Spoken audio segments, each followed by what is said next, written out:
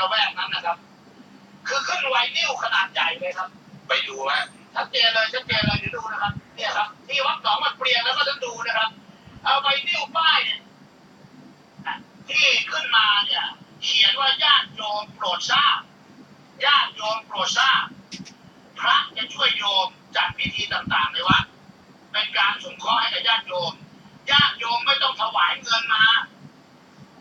พระสงฆ์ที่วัดหนองวัดเปลี่ยนจะช่วยในส่วนนี้คน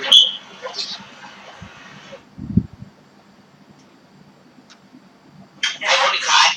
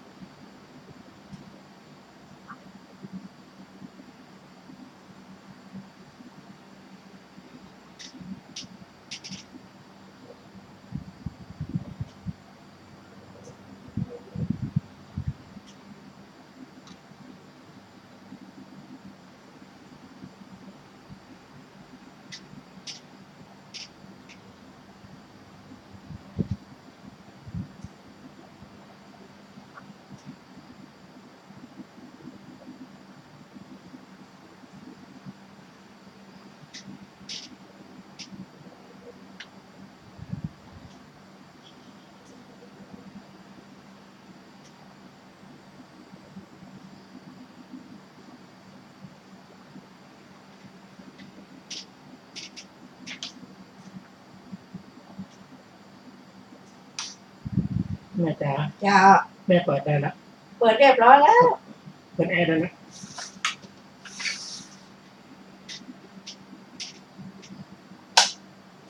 พอเปิดเครื่องแล้วไม่เปิดอะไรเครื่องเปิดแล้ว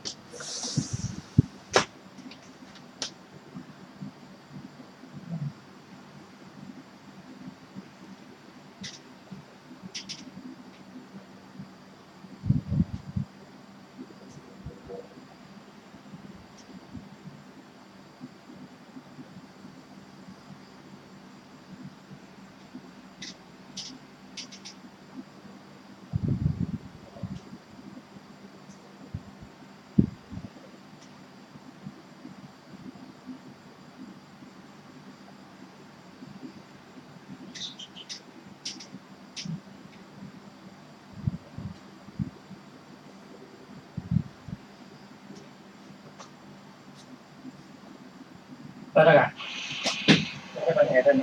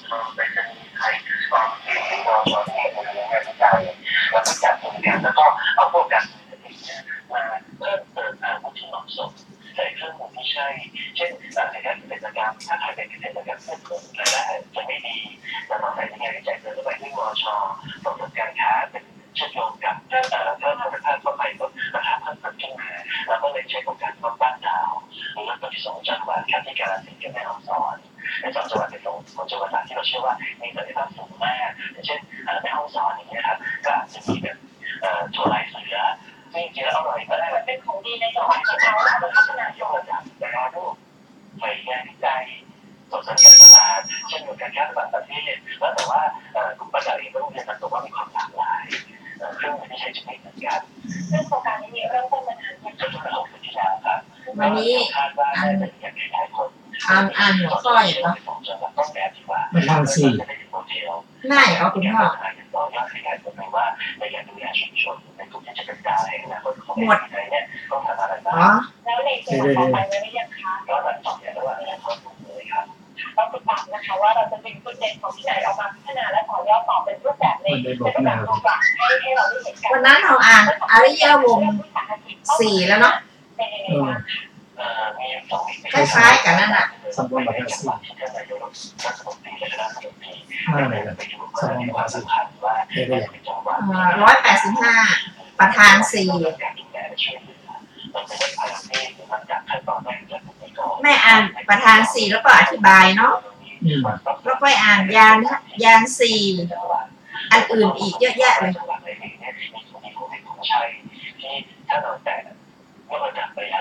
เอาประธานสี่กับครบแล้วนั่นน่ะเดี๋ยวเนี่ยประธาน4เนาะ185จ้ะอันอื่นก็ต้องละมันแล้วไปละก็คือให้เหมือน2จังหวัดนี้เป็นต้นแบบแล้วก็เพื่อไปเหมือนกับพัฒนาในจังหวัดอื่นต่อไปด้วยใช่ไหมคะใช่ครับเยี่ยมเลยค่ะเป็นผู้ประกอบการที่เขาเป็นโครงการในส่วนมากแล้วเนี่ยมาจากไหนบ้างนะคะเป็นกลุ่มไหนบ้างมีหลากหลายมากเลยครับมีกลุ่มอาหารกลุ่มสินค้ากลุ่มผู้เกษตรกรรมกลุ่มในสถานปัจจุบันนี้เองเนี่ยเราเห็นว่าสินค้าที่อยู่ในท้องถิ่นยกตัวอย่างเช่นข้าวเหนียวมะม่วงที่กาฬสินธุ์เนี่ยมีรายหนึ่งเป็นใช้ข้าวเหนียวที่มีแบบจากท้องถิ่นเลยไม่ไปที่ไหนไม่ได้เจอข้าวเหนียวแบบนี้คือต้องเป็นที่แหละต้องเป็นที่เลยแล้วก็ยกระดับนะเราพาพัฒนาต่อยอดสร้างแบรนด์ใหม่ยกการสินค้าที่น่าสนใจใส่เครื่องมือและเก็บตลาดเข้าไปเอาทีนี้เราอ่านปัสเสนะสี่อริยวงศ์อ่านแล้วจะไม่อ่านแน่นอนค่ะไปภาพแล้วมองว่าใช่คณะกรรมการก็มีกระบวนการคัดเลือกแล้วก็ทำงานร่วมกันแล้วก็ส่งต่อกันเกี่ยวกับวิจัยของไม่ว่าจะส่วนการขนส่งส่งไปประเทศไทยเกี่ยวกับการท่องเที่ยวส่งไปทททเป็นต้นก็จะทำงานร่วมกันครับเพราะว่าสำคัญที่สุดคือต้องเหมือนกับว่าเราต้องการความช่วยเหลือแล้วแต่เรารออย่างเดียวไม่ได้เพราะฉะนั้นตัวเราเองที่ต้องก้าวเข้าไปเพื่อเรียนรู้สิ่งต่างๆเพื่อจะได้พัฒนาไปพร้อมๆกันด้วยนะคะและทางสปวทำในการสนับสนุนและส่งเสริมให้กับผู้ประกอบการในโครงการบ้านดาวไปแล้วเนี่ยเยอะไหมคะหรือว่าในจังหวัดเนี่ยแต่ว่าหลายเพียรระวังเพียรละเพียรเจริญเพียรรักษาในสองจังหวัดนี้นะครับรวมกันนะครับแล้วก็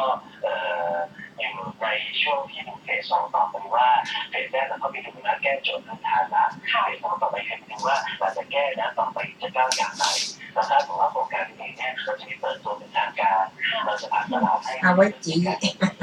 เริ่มได้แล้วเอาไว้จีอ่านตัวออกแล้วมีอะไรบ้างใครมีของดีจังหวัดไหนต้องเตรียมเอาไว้เลยนะคะเพราะว่าบางทีเนี่ยการต่อยอดเล็กๆน้อยๆปืนเขามีป้ายเขาปืนเขามีป้ายอย่างไอ้น้องน่ะที่เขาดูทีวีที่มันใส่มันจะบอกคนออกอากาศหมดเวลาจ้าอย่างมันจะบอกอย่างนี้ถ้าทานดูใจกระดิ่งหรอกไม่ได้ยินหรอกแต่เวลาหน้าถึงว่าจะปิ้งเนี่ยที่ไหนเนี่ยไม่ได้ยินโอ้ยฮะถ้าฮักได้ใหญ่น่ะเป็นยังมันออกแล้วคุณพ่อมันออกเชื่อมโยงกิจกรรมที่เป็นประโยชน์ในชีวิตทั้งหมดทุกเรื่องเอเจนต์ต้องจบที่นี่เลยครับอยากรู้กิจกรรมเด็กของกระทรวงอะไรมีโครงการที่ไหนอยากรู้การตลาดเป็นที่ใดอยากรู้องค์ความรู้มีอะไรบ้างอยากจะรู้สถาบันการเงินมันอยู่ในช่วงที่เราเพียรระวังสักพักการให้บริการทั้งหมดการส่งเสริมทั้งหมดของทุกกระทรวงที่ส่งมาทำงานด้วยเนี่ยมีอะไรบ้างอยู่ในแพลตฟอร์มเลยครับคือรวมอยู่ในเว็บไซต์นี้หมดเลยถ้าเราสนใจผู้ประกอบการสนใจก็สามารถคลิกเข้าไปดูได้แล้วก็เลือกตามหมายถึงว่าแคตตาล็อกต่างๆผมว่าแบบวันที่เรามีวันว่างอยากจะไปอบรมเข้าไปดูได้เลยครับว่าจะเกี่ยวกับช่วยอะไรบ้างแล้วสามารถออนไลน์ก็ได้เลยครับสะดวกรวดเร็วง่ายมากเลยเพียรระวังกิเลสร้ายลูกรานี่เนาะมันลูกหอกับมีความสำคัญระดับประเทศในการทำเพื่อเศรษฐกิจที่เป็นปัจจัยหลักของการเดินหน้าของประเทศ เขียนละ จะติดต่อกับใครที่ไหนอย่างไรบ้างมีองค์กรที่ไหนอย่างไร คล้ายๆกับ มีเครื่องมือกลไกกิจกรรมที่ไหน สมประธานสี่ ชวนทุกกระทรวงด้วยกัน เขียนระวังกิเลสร้าย การกระทรวง25หน่วยงานในการทำงาน เขียนละ ก็คาดหวังว่าจะมีรายได้รับเงินไปทุกๆครั้ง เพราะฉะนั้นทุกอย่างจะอยู่ในนี้หมดใครสนใจตรงไหนก็คือสามารถเข้ามาดูได้ และเห็นว่าเร็วๆนี้SME มันก็จะมีกิจกรรมดีๆด้วยใช่ไหมคะให้เราเล่าให้ฟังนิดนึงกระจายข้อมูลได้เลย ขอบคุณมากเลยครับดีใจมากต้องเชื่อเป็นคนดูด้วยนะครับว่าวันนี้ผมอยู่วันที่9 กันยายนที่จังหวัดสุวรรณภูมิกิจกรรมชื่อ SME One Space ครับเป็นกิจกรรมที่เราจะชวน SME ที่เราพัฒนาทั้ง 1,200 รายมาออกร้านให้คนไทยได้รับรู้ว่าการยกระดับของเราเป็นอย่างไรบ้างมีกิจกรรมใดที่น่าสนใจ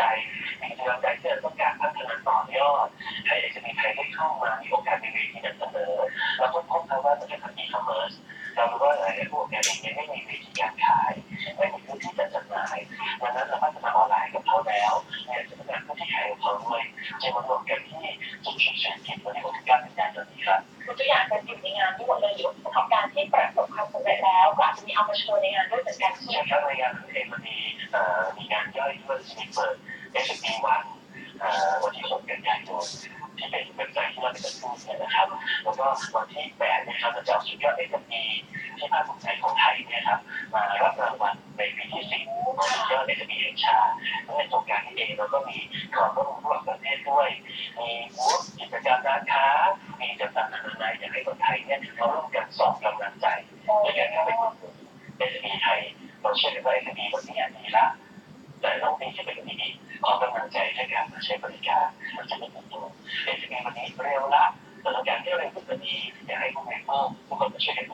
จะได้ยกระดับการสินค้าและบริการของ SME ไทยพร้อมๆกันครับ ต้องมาช่วยกันต่อยอดเพราะว่าบางทีคนผลิตทำมาอย่างดีแล้วแต่ก็ต้องการคนที่จะมาร่วมอุดหนุนมาซื้อให้กำลังใจผู้ผลิตด้วยนะคะว่าจะไปในทิศทางไหนได้ต่อไปค่ะต้องถามความคาดหวังดีกว่าว่าถ้าเราคาดหวังกับกิจกรรมดีๆอย่างนี้ยังไงกับ SME One Space 2018 ค่ะ คาดหวังว่าผู้ประกอบการที่ไม่มีพื้นที่จัดจำหน่ายได้มีโอกาสทดลองตลาดได้รู้จักผู้บริโภคตัวจริงว่าใครคือลูกค้า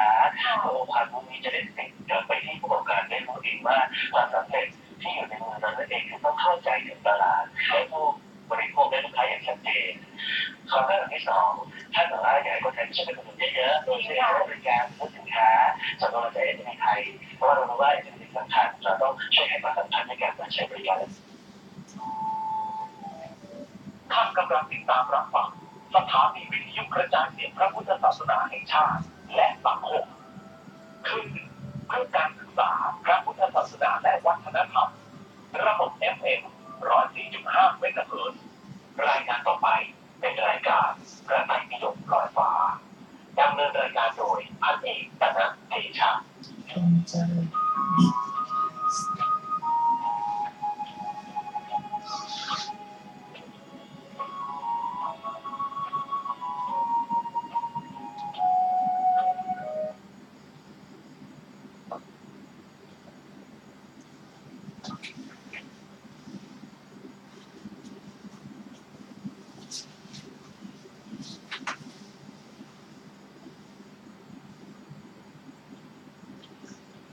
สวัสดีครับท่านผู้ฟังที่เคารพครับท่านผู้ฟังกำลังรับฟังรายการพระไตรปิฎกลอยฟ้ามีแสดงท่านผู้ฟังทุกวันพุธตั้งแต่เวลา 18:20 นาทีถึง 19 นาฬิกาดำเนินรายการโดยกระผมพันเอกธนัทเดชะมีอาจารย์สรภาเดชะเป็นผู้ร่วมรายการวันนี้เราก็ยังนำพระสูตรที่ว่าสังคีติสูตรมาศึกษากันสังคีติสูตรนี้พระสารีบุตรได้รวบรวมไว้แล้วก็ได้มาสาธยายต่อหน้าพระพักตร์ของพระผู้มีพระเจ้าซึ่งพระองค์ทรงสรรเสริญก็สังคีติสูตรนี้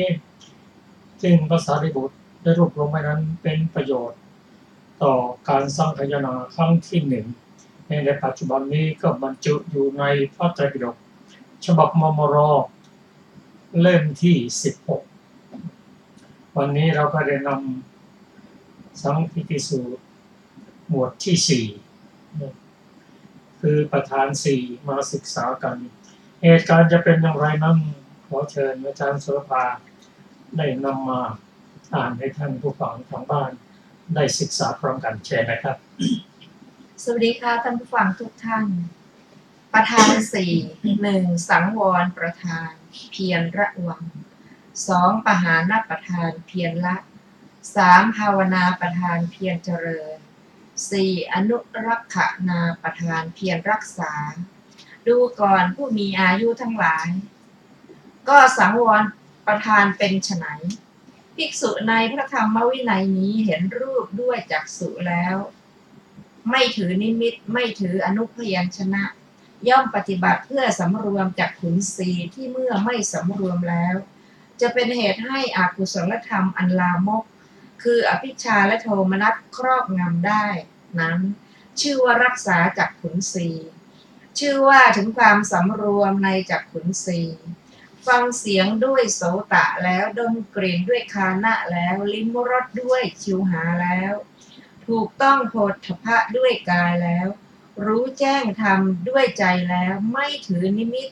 ไม่ถืออนุพยัญชนะย่อมปฏิบัติเพื่อสำรวมอินทรีย์สำรวมมนินทรีย์ที่เมื่อไม่สำรวมแล้ว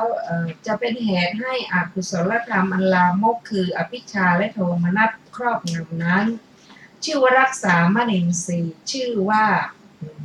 ถึงความสำรวมในมนินทรีย์นี้เรียกว่าสังวรประธานดูก่อนผู้มีอายุทั้งหลายก็ปหานประธานเป็นไฉนภิกษุในพระธรรมวินัยนี้ย่อมไม่รับย่อมละเสียย่อมบรรเทาย่อมให้สิ้นไปย่อมให้ถึงความไม่มีซึ่งกามวิตกที่เกิดขึ้นแล้วย่อมไม่รับย่อมละเสียซึ่งพยาบาทวิตกที่เกิดขึ้นแล้วย่อมไม่รับย่อมละเสียซึ่งวิหิงสาวิตกที่เกิดขึ้นแล้วย่อมไม่รับย่อมละเสียย่อมบรรเทาย่อมให้สิ้นไปย่อมให้ถึงความไม่มีซึ่งอกุศลธรรมอันลามกที่เกิดขึ้นแล้วนี้เรียกว่าปหานประธานดูก่อนผู้มีอายุทั้งหลายก็ภาวนาประธานเป็นไฉนภิกษุในพระธรรมวินัยนี้ย่อมเจริญสติสัมโพชฌงค์อันอาศัยความสงัดอาศัยความคลายกำหนัดอาศัยความดับน้อมไปเพื่อความสละลงย่อมเจริญธรรมวิจยะสัมโพชฌงค์ย่อมเจริญปีติสัมโพชฌงค์ย่อมเจริญปัสสัทธิสัมโพชฌงค์ย่อมเจริญสมาธิสัมโพชฌงค์ย่อมเจริญอุเบกขาสัมโพชฌงค์อันอาศัยความสงัดอาศัยความคลายกำหนัดอาศัยความดับอันน้อมไปเพื่อความสละลงนี้เรียกว่าภาวนาประธานดูก่อนผู้มีอายุทั้งหลายก็อนุรักษณาประธานเป็นไฉนภิกษุในพระธรรมวินัยนี้ย่อมตามรักษาสมาธินิมิตอันเจริญที่เกิดขึ้นแล้วคืออัตถิกะสัญญาปุลวกะสัญญาวินีลกะสัญญาวิจจะฉิทธกะสัญญาอุทธุมาตกะสัญญานี้เรียกว่าอนุรักษณาประธาน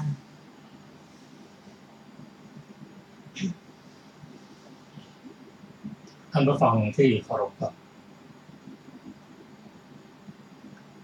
ประธานสี่หรือบางครั้งก็มีชื่อว่าสัมมาประธานสี่สัมมาประธานสี่ที่ประธานสี่นั้นก็คือความกล้าหาญการเสียสละที่จะทำสิ่งที่เป็นกุศลต้องใช้ความกล้าหาญความพยายามประธานสี่นี้ข้อที่หนึ่งเรียกว่าสังวรประธานคือเพียรระวังสังวรนี้เป็นตัวที่ป้องกันไม่ให้กิเลสเกิดขึ้น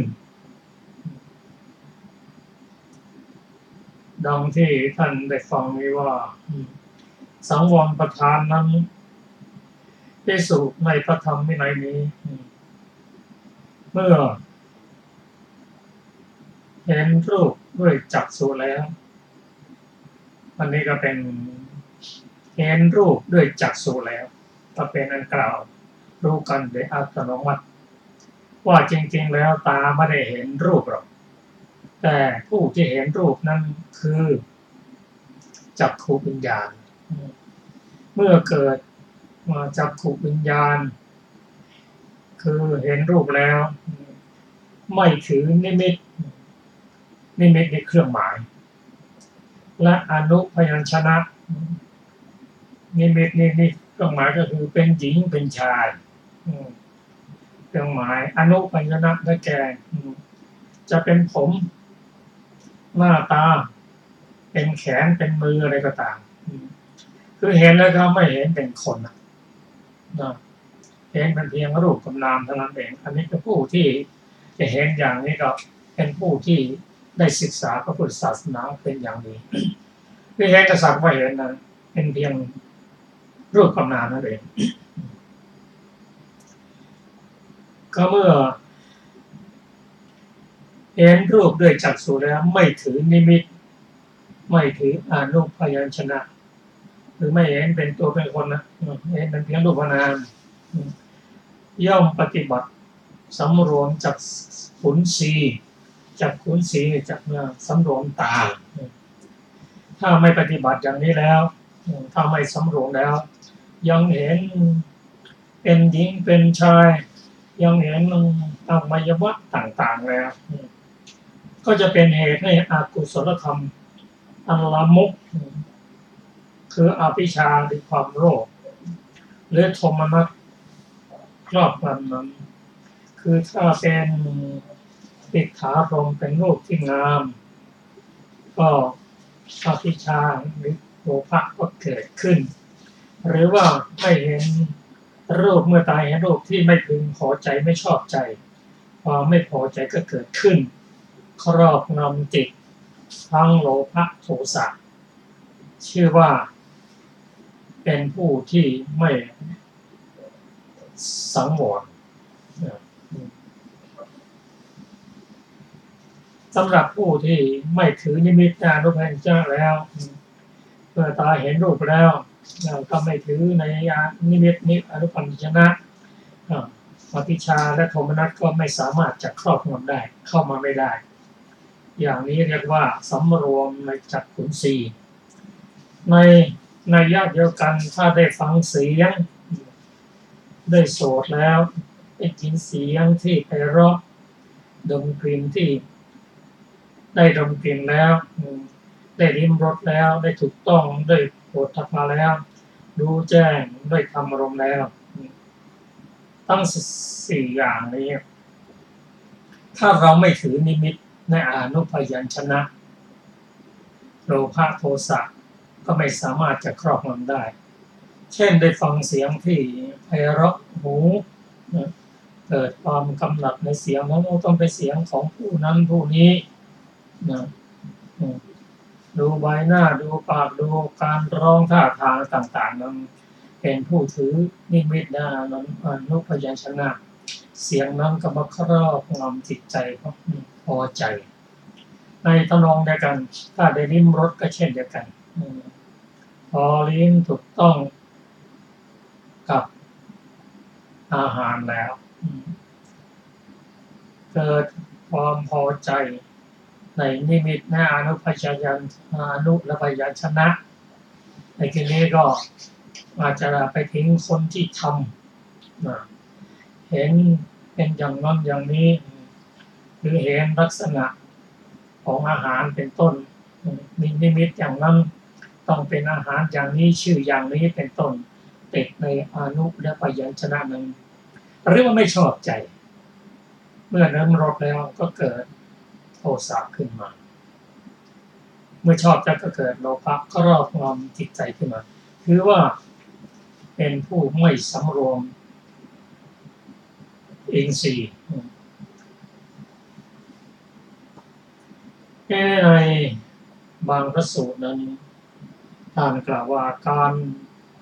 เพียรระวังความกล้าหาญนั้นมีทั้งหลายอย่างด้วยกันมี5 ประการด้วยกันเช่นศีลสังวรหรือปฏิโมกข์สังวรอันเดียวกันพอเห็นแล้วก็มีศีลสังวรในศีลเมื่อมีศีลแล้วก็ไม่ถือในอนุพยัญชนะเนี่ยหรือสังวรระวังด้วยสติสังวรหรืออินทรีย์สังวรก็อย่างเดียวกันพอได้เห็นได้ยินได้กลิ่นได้รสสัมผัสแล้วก็มีสติระลึกรู้ป้องกันและท่านผู้ฟังที่เราคนนี้เป็นสิ่งที่เราทำได้แล้วก็มีความสุขที่สุดเลยการที่จะให้สติเกิดขึ้นในขณะที่กระทบกับอารมณ์ต่างๆนั้นซึ่งจะต้องฝึกกันจริงๆจังๆเรียกว่าสติสังวรคือระลึกได้สติสัมปชัญญะอยู่ในขณะที่กระทบอารมณ์นั้นไม่ให้เกิดโลภะโทสะโมหะสตินี้เป็นตัวกั้นกิเลสประการที่3นั่นก็เป็นญาณสังวรญาณนี่แปลปัญญาขั้นด้วยปัญญาคือโยนิโสมนสิการะนั่นเองพิจารณาแล้วก็ไม่ให้เข้ามาและไม่เป็นประโยชน์เพราะเป็นสิ่งอกุศลเป็นต้นขันติสังวรมีความอดทนร้อนอดทนหนาวบางทีเราอดทนไม่ได้ก็ทำให้เกิดโลภะโทสะขึ้นมาในอากาศอุตุที่พอดีแล้วก็ชอบอกชอบใจติดในอย่างนั้นหรือว่าร้อนเกินไปเย็นเกินไปเราก็ไม่ชอบใจแต่โทมนัสขึ้นมาโทสะขึ้นมาเป็นต้นประการสุดท้ายนั่นคือวิริยะสังวรมีความเพียรมีความพยายามที่จะผลักจะดันออกไปอันนี้เป็นสังวรประธานหรือสัมมาประธาน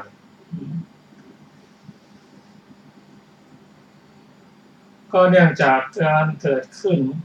ดับไปของจิตมันเป็นไปอย่างรวดเร็ว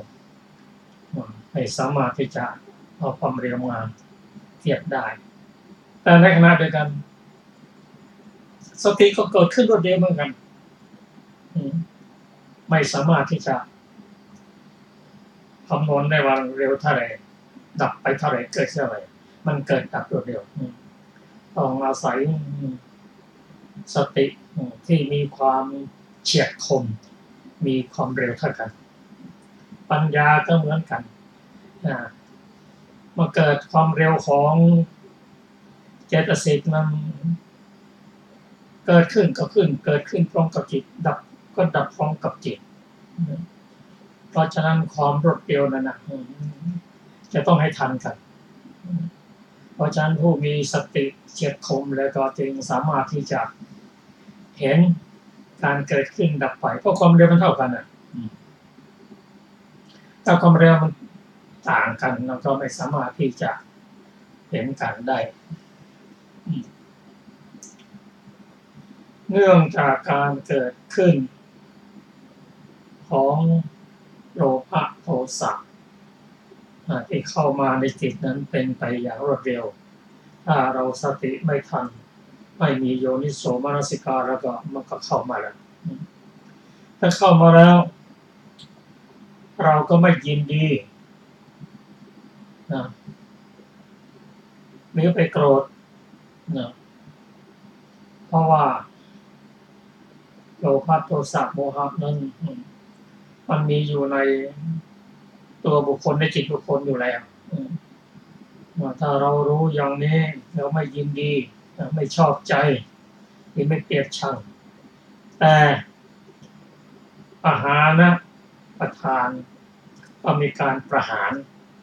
นี่แปลว่ากำจัดเสีย เพียรละเสีย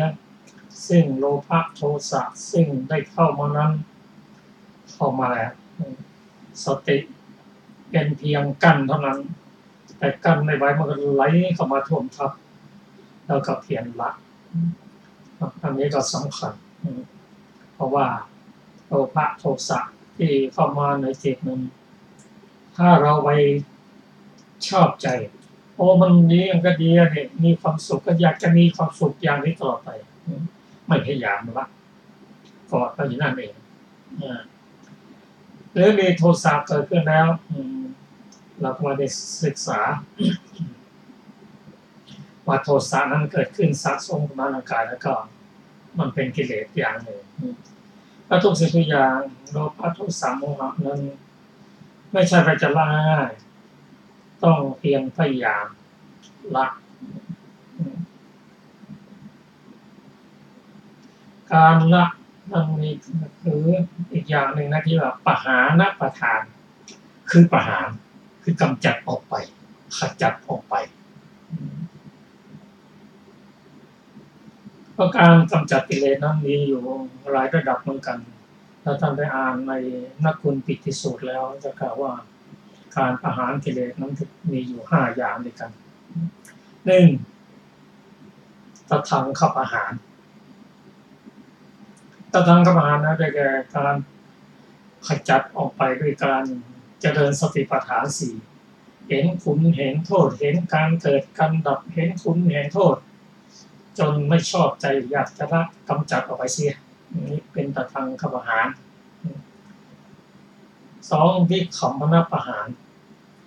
ประหารด้วยการเจริญสมาธิคนที่มีจิตตั้งมั่นแล้วก็จะเห็นธรรมต่างๆโดยเฉพาะสามัญลักษณะเกิดขึ้นในขณะที่จิตเป็นสมาธินั้น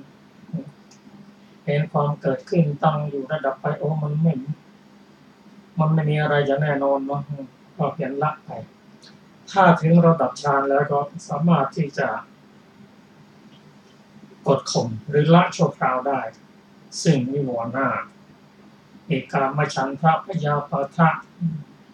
อีนามิทะอุทิจักขุปจักและวิจิกิจฉาเป็นต้นอันนี้เรียกว่า การประหารได้แก่ตัดทางคับอาหารปิดของมรรคประหารคือการดับด้วยสมาธิดับด้วยฌานเป็นต้นต่อไปก็อาหารเรียกว่าสมุจเฉทประหารนั่นคือการเจริญสติปัฏฐาน4จนสามารถดับกิเลสได้เป็นลำดับไปเช่นถ้าเป็นพระโสดาบันท่านก็ดับกิเลสหรือสังโยชน์3ได้แต่โลภะโทสะโมหะนั้นก็ยังมีอยู่แต่ถ้าเป็นระดับสกทาคามีแล้วก็โลภะโทสะโมหะนั้นก็ลดลงไปแยกเป็นสมุจเฉทประหารแต่ถ้าเป็นพระอนาคามีแล้วท่านก็ละสังโยชน์เบื้องต่ำได้เช่นสักยะทิฏฐิศีลปฏิประมาสะวิจิกิจฉากามสังโยชน์และปฏิฆาสังโยชน์ละความโกรธได้ละความโลภได้โดยเฉพาะกามสังโยชน์เรียกว่าสมุจเฉทประหารแต่ถ้าเป็นระดับพระอรหันต์แล้วอันละสังโยชน์10ได้หมดละโลภะโทสะโมหะหมดแล้วอันกล่าวว่าเป็นปฏิปัสสธิประหาร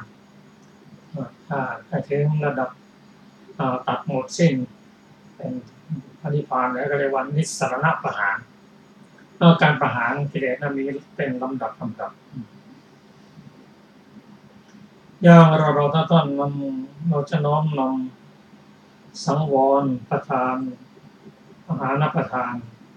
มาประพฤติปฏิบัติได้ตามสมควรเช่นการละเมื่อสติเกิดขึ้นแล้วเพราะฉะนั้นสติจึงเป็นใหญ่เมื่อสติเมื่อโยนิโสมนสิการะกับสติก็คือแล้วก็ยังระวังไม่มาเกิดขึ้นซึ่งถ้าเราต้องพูดถึงเป็นรูปธรรมเช่นดูโทรทัศน์เป็นต้นว่า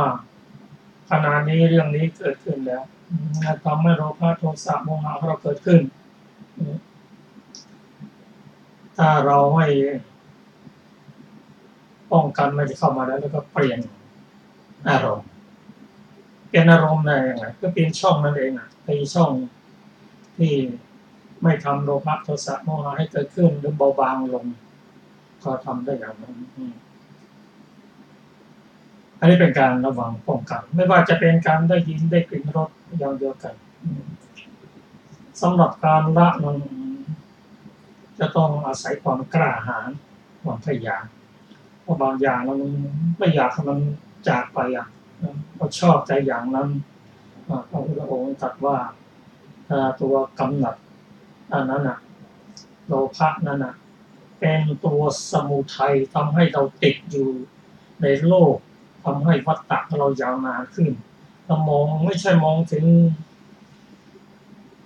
ไม่ใช่มองถึงวันสองวันนะมองให้สุดสายเลยพระองค์ตรัสธรรมะตรัสให้สุดสายเลยจนเห็นถึงในที่สุดพูดง่ายๆว่าถึงแก่นธรรม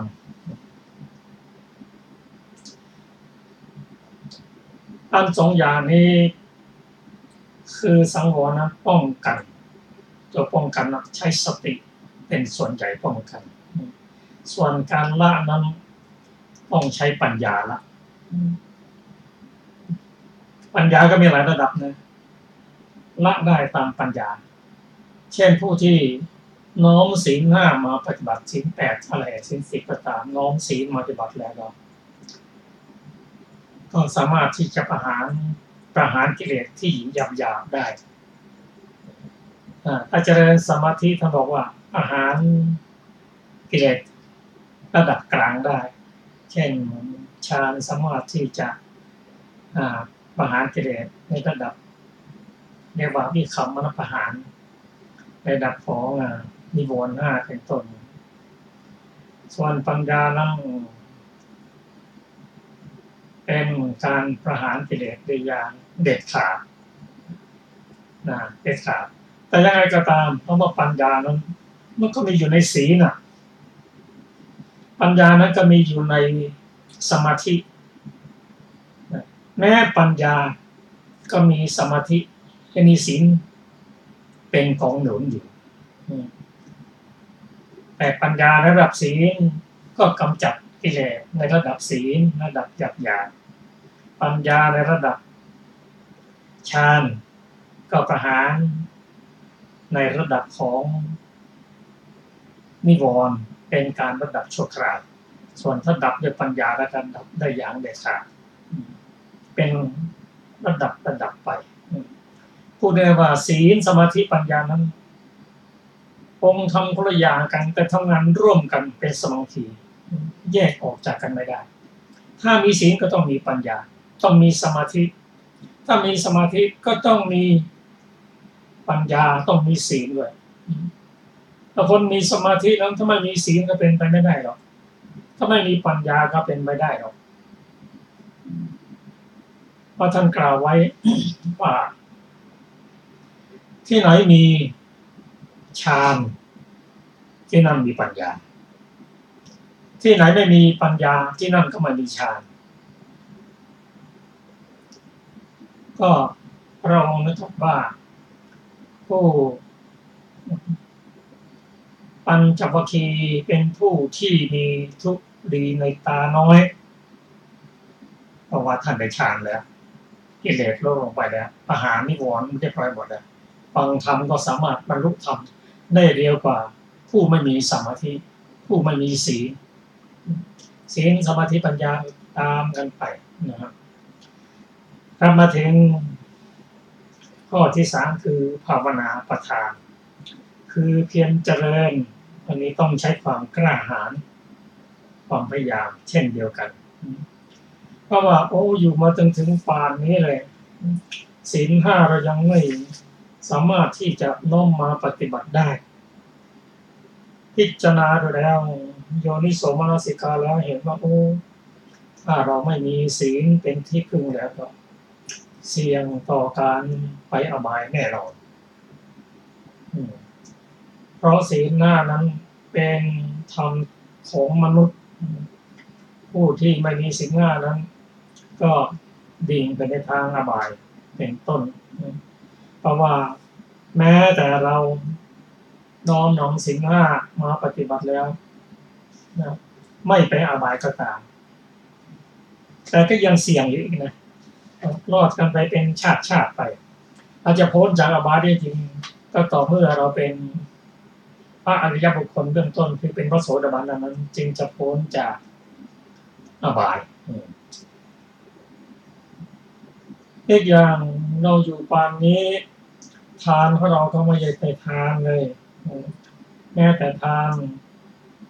ที่ทำได้ง่ายๆเราก็ยังไม่ได้ทำเลยศีลก็ไม่ได้ทำทานก็ไม่ได้ทำยิ่งการเจริญจิตการเจริญปัญญา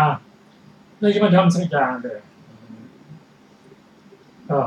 นักบุญปิติบุตรหรือผู้ที่มีการผ่านวัยหลายท่านเข้าไปเฝ้าพระผู้เป็นเจ้าว่าพระพุทธเจ้าข้าพระองค์ร่วมการผ่านไปมานานบางคนอายุถึง120เนี่ยบุญกุศลก็ยังไม่ได้ทำเลยศีลก็ยังไม่พร้อมพระพุทธเจ้าตรัสว่าผู้มีอายุการที่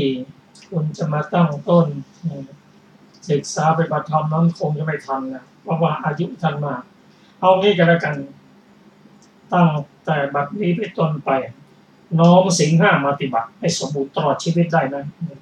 ตลอดชีวิตได้เพราะว่ายังเหลืออีกไม่เท่าไหร่ละน้อมศีลห้ามาปฏิบัติพอตายแล้วก็พ้นจากอบายไปเกิดเป็นมนุษย์หรือเทวดารอดตัวไปเป็นชาติไปก็ต้องกล้าหาญว่าสิ่งใดเรายังไม่ได้ทำทานทรัพย์สินเงินทองเรามีมากแต่ยังไม่ได้ทำทรัพย์สินเหล่านั้นให้เป็นทรัพย์สินทางธรรมเป็นแต่ทรัพย์สินทางโลก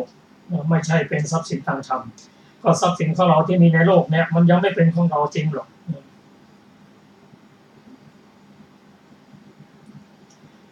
นะแต่ยังเป็นอริยทรัพย์เมื่อไรแล้วเรากับพ้นมันนะนั่นเป็นของเราจริงๆ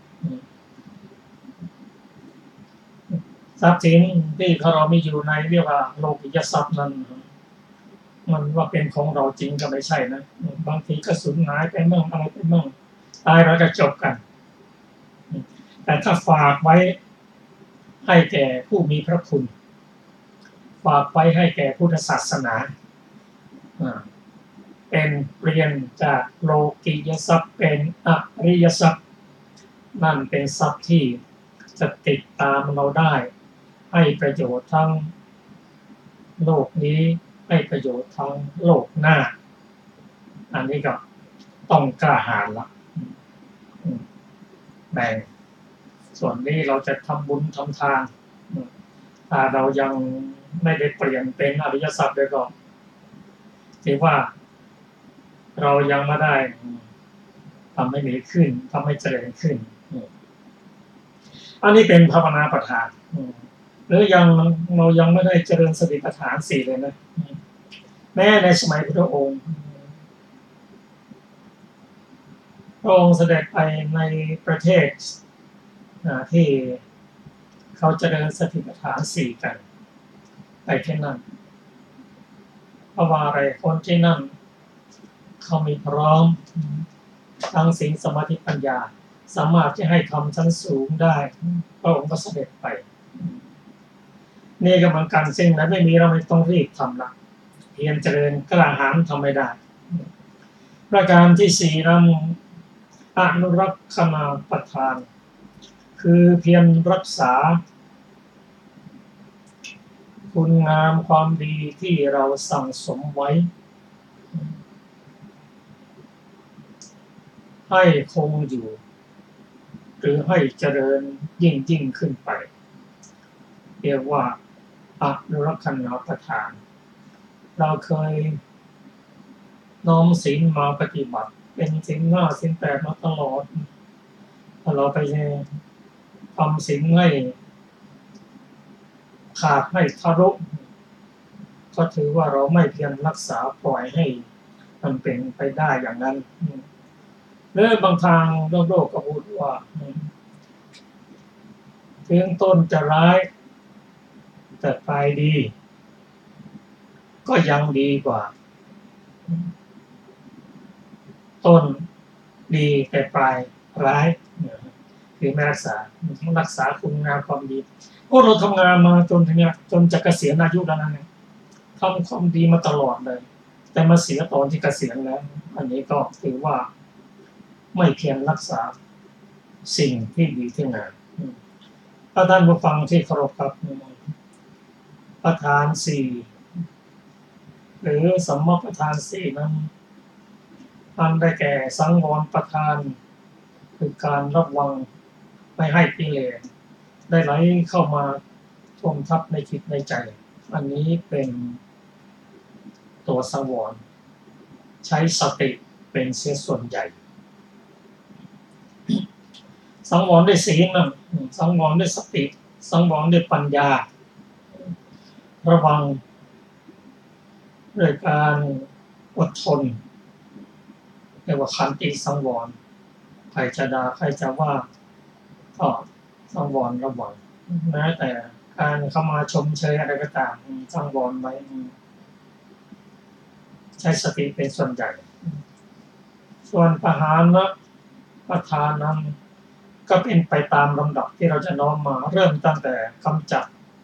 กิเลสส่วนหยาบของด้วยการน้อมศีลมาปฏิบัตินั่งพิจารณานั่งเจริญจิตพัฒนาจิตด้วยการนั่งสมาธิและเจริญสติปัฏฐานสี่หรือวิปัสสนาก็จะทำให้กิเลสตัณหาที่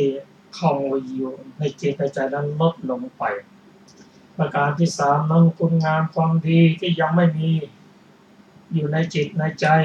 แล้วก็เริ่มต้องกล้าหาญต้องทำแล้วเพราะสิ่งเหล่านี้มันของใครของมันจริงๆเราภาวนาประทานได้แล้วเรารักษาไปนั้นก็เป็นของเรามันไม่เป็นของใครอ่ะของเราอันนี้เป็นเรื่องของจิตและเจตสิกอนุรักษประทานมาเพียรรักษาสิ่งที่ดีที่งามของเราไว้ทั้งให้เจริญให้คงอยู่อันนี้ก็สามารถจะน้อมนำมาปฏิบัติได้ท่านผู้ฟังที่เคารพประธานสี่ที่ผมเรียนทราบนี้ก็เป็นเรื่องของชาวพุทธของเราทุกคนที่จะน้อมนำปริยัติทั้งหมดเนี่ยเป็นปริยัติทั้งนั้นเรารู้เราทราบแล้วถ้าไม่ปฏิบัติมันก็ประโยชน์น้อยแม้การปฏิบัติก็ต้องใช้ความกล้าหาญสังวรประทานก็ใช้ความกล้าหาญใช้ความพยายามปหานประทานประหารกิเลสก็ต้องมีความกล้าหาญแม้จะทำสิ่งที่งามไม่เคยให้ทานรักษาศีลภาวนาก็ต้องใช้ความกล้าหาญยิ่งรักษาคุณงามความดีนี่ก็สำคัญต้องใช้ความเพียรความกล้าหาญทั้งนี้ทั้งสิ้นนี้จะเป็นฐานเป็นบาทเจริญขึ้นไปจากโลกิยะจนถึงอริยบุคคลซึ่งในโพธิปักขิยธรรม37นั้นประธาน4พัฒนาไปได้เป็นสัมมัปประธาน4ก็ทำให้ถึงระดับของเป็นอริยบุคคลได้ท่านผู้ฟังที่เคารพครับรายการพระไตรปิฎกไฟฟ้าก็มาถึงช่วงสุดท้ายก็ขอขอบคุณท่านผู้ฟังทุกท่านท ที่ติดตามรายการนี้ครับเราจะพบกันอีกในวันเวลาเดียวกัน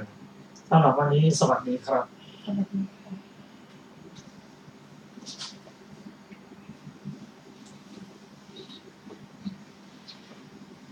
นี่แหละตอนนั่งมันจะดูดี